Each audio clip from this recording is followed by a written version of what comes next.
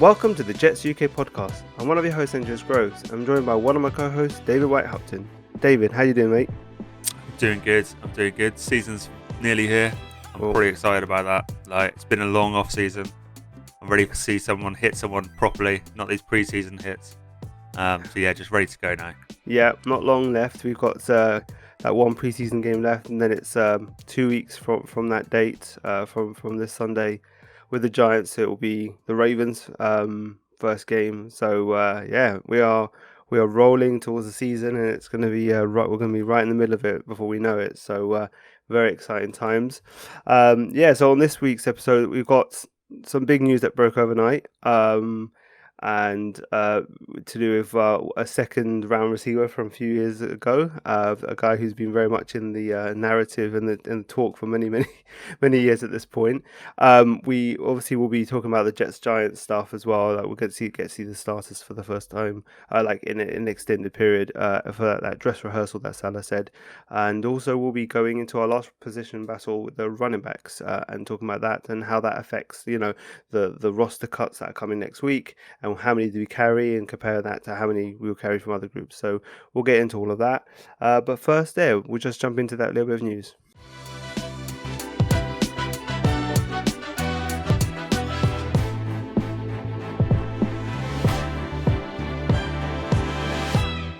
Okay, yeah. So the news it was pretty quiet week generally, just going about joint practices with the Giants and stuff, and the news broke overnight on late Thursday night. Well, for us it was middle of the night. That Denzel Mims' agent, through Denzel Mims' agent, that Denzel has requested a trade from the Jets. David, what are your thoughts on this as it broke overnight? Not surprised, but a little bit disappointed. I think that's the best way to put it. Kind of reading the quote from his agent, it just annoyed me a little bit. I'm not surprised he's asking for a trade. He wants to play, he wants to start. It's kind of like the Jets have given me no opportunities to start. It's kind of like, well, you need to earn it. You need to earn that spot to start. You didn't come into camp expecting to jump up the roster based on last year. And in camp, he's had some good moments. He's had some good points in the games. He's had some good points, but he's also had bad points. He's not forcing his way into that starting rotation. And I think, that read to me that he wants to be handed a first team starting job instead of earning it. And, it's just disappointing. It's sad that it has to end like that. I'm a big Mims backer, have been for a long time. Yeah. Thought 2022 was going to be the ideal situation, just with Corey Davis's contract. The Jets can cut Corey Davis after this year with no penalties because the guarantees run out. Yeah. If Denzel just showed, even in his limited reps, he's still going to get opportunities this year. He's one injury away from starting. If Corey Davis goes down, he's probably the first person they're going to put out there because Jeff Smith's not doing anything. He's got, people say he's got special teams kind of ability, which he has. But in terms of starting, I think they'd go with Mims over Smith on the outside if Corey Davis was to go down. Yeah. So it just seems a bit impatient. He has come back in great shape. You can't deny that. He looks great. The coaching staff say he's more audible. He's more vocal, rather, in meetings. He has a better grasp of the system. It just seems a bit premature. If midway through the season he's performing, he's still not getting opportunities. He's had 10 targets by the end of November, then I understand. But it just seems a bit premature, a bit disappointing. It should be interesting to see if Joe Douglas hands it to him. He's not going to give him away. He's going to want to get something back. He's under team control. So, and it'll be interesting how Mims plays it. Is he still going to practice as hard as he has been practicing? Is he still going to commit to the team as much as he's committed? So, it's an interesting one. It didn't really want this kind of distraction 2 weeks before the season, but it is what it is. Yeah, at least it's better than say, after we've made our cuts and we've brought him in. Maybe it's at least it gives us some time to figure out. And that's why I think the timing of it is before those cuts. Gives teams things to think about in terms of, oh well, if we have this many numbers and we trade for Mims, we could make him a receiver we could add to our room. So I think that's got a factor into it. But yeah, it's disappointing because you really think that he could be one injury away from getting significant game time, because he seems to be in a better place to fill in than he was last year with the kind of disrupted off season he had. It's just disappointing that he, like you said, he just needs to want to be handed it. He was a high draft pick, but hasn't really earned it. Especially when you look at people like Elijah and Garrett Wilson just coming in and constantly just playing well. That it.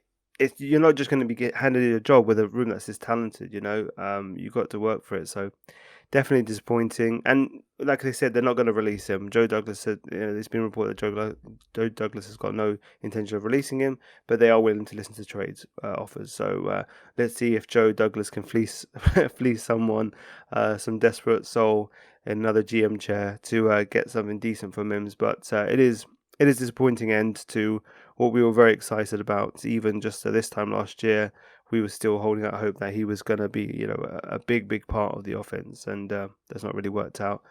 So yeah, we're in the middle of the Giants joint practices. So we're recording this after the first day. I think they've got one more day, as a few hours from when we were recording this. We had a few injury scares that were, with DJ Reed, Jermaine Johnson. They came back okay, but this is always the worry with joint practices, isn't it, David? Always. Always. I mean, I said a couple of weeks ago in one of my newsletters that I have no stats whatsoever to back this up, but I'm sure that more injuries happen in joint practices than they do in normal practices. You see it all around the league, like every time. I mean, you saw what happened with the Rams Bengals Yeah, yesterday. exactly. I was about to say, they'll definitely get more injuries if you've got Aaron Donald swinging two helmets around. It's like Thor, isn't it? Just like rocking that hammer around. Like, it's if ridiculous. it wasn't so dangerous, it would be hilarious, right? Like just the imagery of it, and then all the memes and stuff is like, okay, that's funny, but also when you peel back, when you look at it, it's bloody dangerous what he did, because those helmets weren't just lying about. He's hitting people. No, there was probably some people, wasn't there? There's some people around without any helmets on. Exactly, those helmets belong to people. Therefore, there's some helmetless players who could get whacked over the head. So, yeah, we'll see. Apparently, that's down to team discipline. The league might not be able to get involved, from what I heard. Maybe it's a very interesting story in terms of the construct of when it happened and how it happened. They didn't happen during like a league game, so yeah, they're not allowed to discipline, are they? No, the teams have to discipline. that's gonna be interesting to see what the Rams do, because it's Aaron Donald. Like it's like you're gonna cut your nose to spite your face at this point. So that's the story for Rams.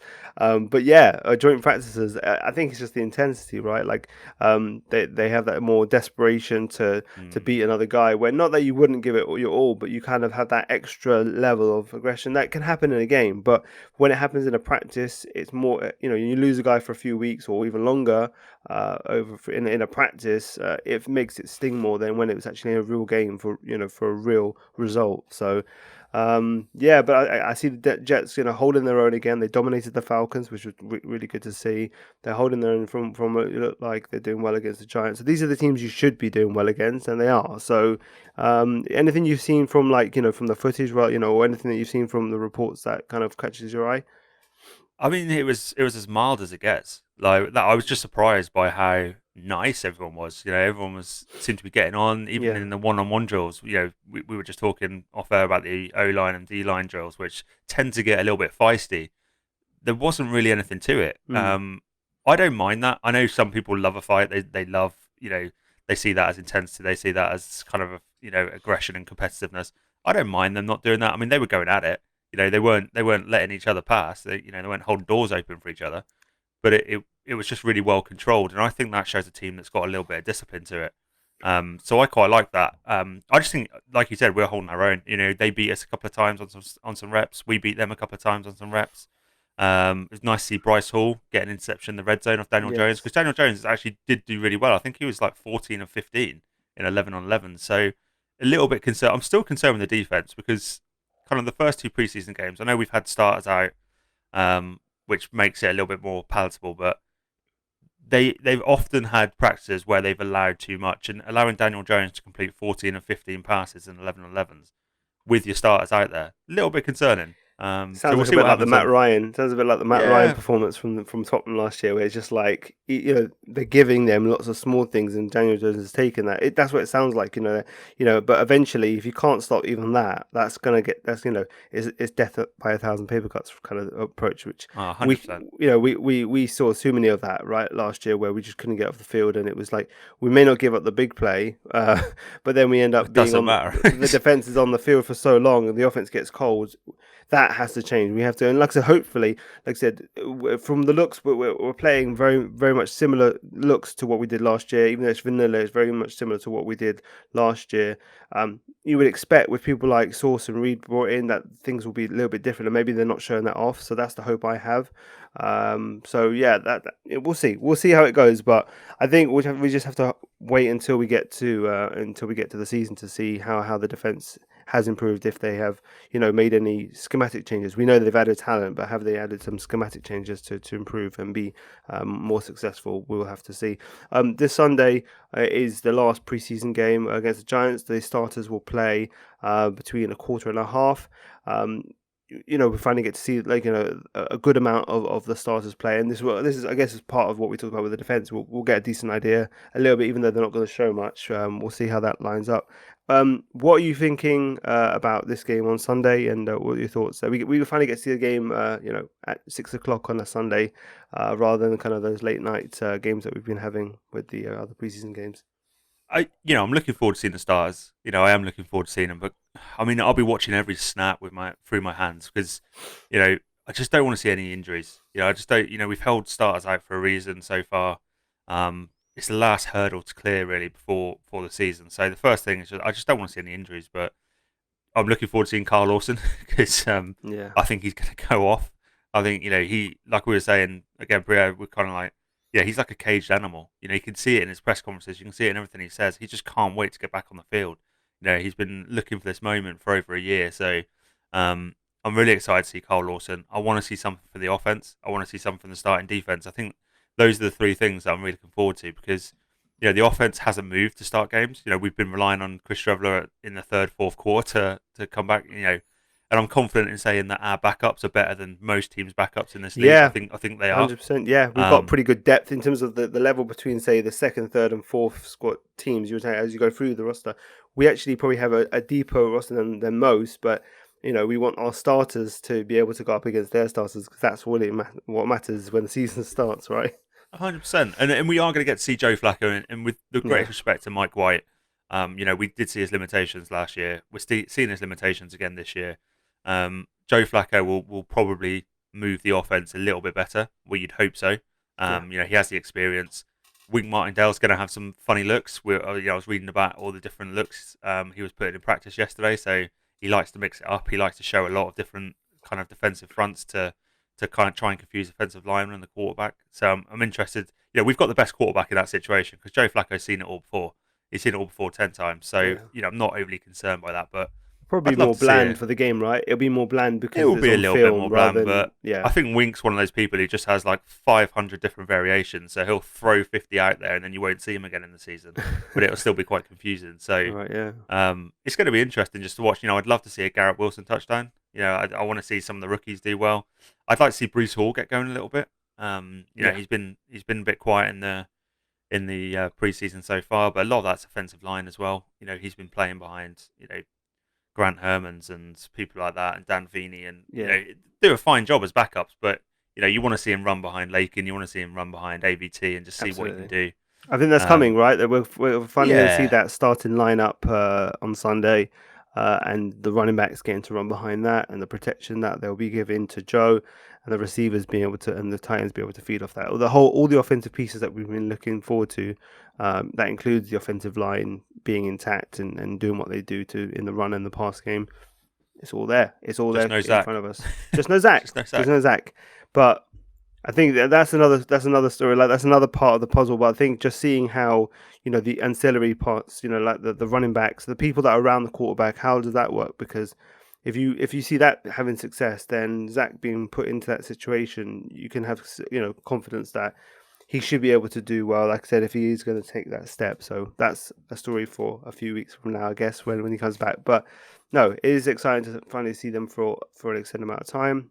Like I said, fingers crossed. Please just make it over. Please, let's just get to the season all healthy as it is. We already have lost our left tackle, and we've lost our quarterback for a few weeks as well. So let's call that. Let's draw a line under that and move forward, and hopefully stay healthy. So yeah, that game's on Sunday. We'll recap that next week. Obviously, there's gonna be a big week with the roster cuts next week. So our next week's show will On be on obviously that, Andres, kind yeah. of one other thing on that Giants game is that safety position. I mean, I'm really excited to see what happens there because that free safety spot is so wide open. Like I thought Lamarcus Joyner had it down, but he kind of played in the last preseason game. It wasn't It great. didn't look great. I mean, No, Ashton Davis has done basically nothing all yeah, preseason. I mean, he's a cut candidate, that's for sure. Um, I'm a big Will Parks fan nowadays. I Write think he a could lot he could have about an him. inside line. I I think think he'd he could have. have I an. wouldn't be surprised if it was Joyner. I wouldn't be surprised, and if it was Parks, I wouldn't be I just don't know if surprised. they Yeah. see him as a strong or a free. Because he's played both, so I don't know if they see Mm. him as kind of like a Swiss Army knife, a good fourth kind of safety rather than a starting safety. So that's just going to be interesting to see who starts. I think it's going to be Joyner and Whitehead. I think they'll start the game, but Yeah. it'd be interesting to see how much run Parks gets now. People like Riley are off the roster, so It's probably going to um, be what you think. Pinnock and Parks will be the other two behind with Joyner I and think so. Whitehead. That'll be the I four, think wouldn't it? so. Yeah. That's what I'm thinking. I think Davis does get cut this year. Just Yeah. It's just great athleticism. He'll get picked up somewhere. of course, Someone will absolutely. buy that athleticism. But Yeah. if you haven't done it so far, he hasn't looked great. He's not standing out. He's a liability. Yeah, It's what I was in the saying. I was on his the angles to the run are awful. Yeah, I appeared on the Jets Lounge ran a UK thing, and I jumped on there and I was saying, he's a liability, and Salah just wants to eliminate explosives, and if you have misreads or bad angles taken, that's the biggest way to allow Hmm. an 8 to 10 yard play to become a 50, 60 yard play touchdown, right? So Yeah, like the. Those things can't happen. Mental lapses can't happen with this defense. So they really probably prioritize that as well as any other aspect as well. So yeah, so we'll be obviously recapping everything with the Giants, also looking at the roster cuts as after they've happened. We'll be back after a few days after it happens, so that should be a pretty interesting episode for next week. But that wraps up for this week. In terms of the news, we'll just head over now to our running back roster battle.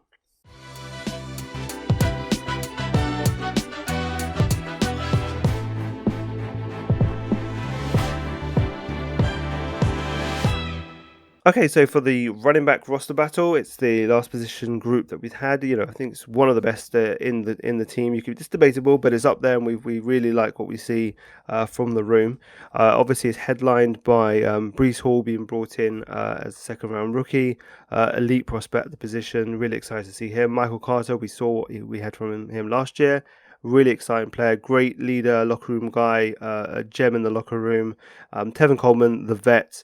A guy who knows the position, is a leader, has been there and done that, been to Super Bowls, all that. We've got Ty Johnson, who very talented, but has all the attributes you would want from a running back, except doesn't quite get it done. Drops about 50,000 passes last year.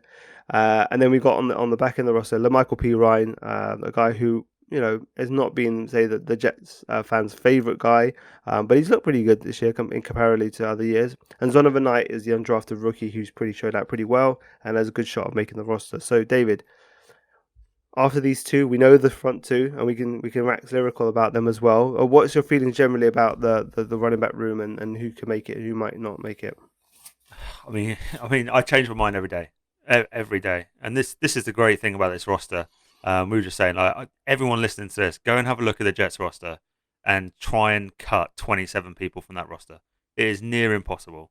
So looking at the running backs, the coaching staff loved having Coleman. We know that they have a familiarity with him from San Francisco. He's kind of that reliable veteran. So I think he's going to make it. He's every time he kind of gets into a game, he does a little bit of something. So I think Tevin Coleman's got a good shot to stick. I think Ty Johnson won't. His pass protection's not great. Pass catching's not great. He's a little bit one-dimensional. So I do think Ty Johnson's on the outside looking in. And then you probably have, if we're carrying four, I do like Zonovan Bam Knight. I just like him. I Yeah. think he's quite a physical back. He adds a little bit of something. He just has something about him. So I think he's got a really good chance to stick, which means LaMichael P. Ryan and Ty Johnson are the two that are on the outside looking in. Hmm. And I actually think both of those guys, when they get cut, will get picked up by other teams. So Yeah. that's how good this depth is. That our fourth and fifth, or is it fourth and fifth, or fifth and sixth, will probably be RB4s on a lot of rosters. So it's near impossible. I'm really looking forward to Preseason and Michael Carter as a Yeah, 1-2. let's talk about them. Like I said, we Let's know have about the let's roster guys. We know we don't know exactly where they're going to go. They may go with three and put Bam on the practice squad. Hopefully that he sticks.